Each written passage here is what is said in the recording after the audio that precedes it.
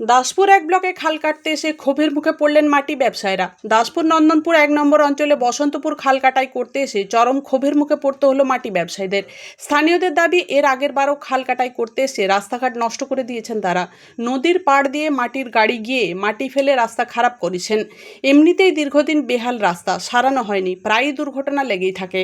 আজ সেরকমই বিকেল ৪টে নাগাদ জেসিবি মেশিন এবং মাটি বোঝাই গাড়ি নিয়ে মাটি ব্যবসায়ীরা পৌঁছে যান বসন্তপুরে। যে খালটি পলাশপাই খাল নামে পরিচিত, সেই খালেই মাটি কাটতে আসেন তারা।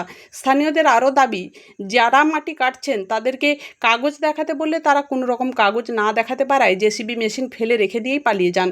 আর এতেই তৈরি হয় উত্তেজনাকর পরিস্থিতি। দাসপুর থেকে শেখ সৌদ আলী রিপোর্ট।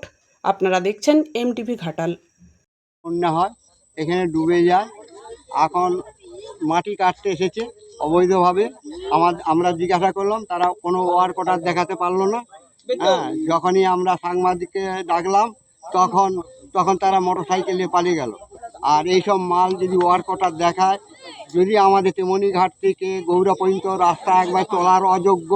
হ্যাঁ, আমরা বলেছি যে রাস্তা আগে সারান, তারপরে আপনারা ওয়ার কাটার দেখে আপনারা মাল নিয়ে যাবেন।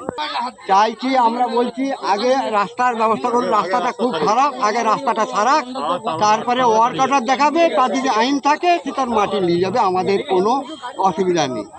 আমার নাম নির্মল মান্না, বাড়ি বসন্তপুর।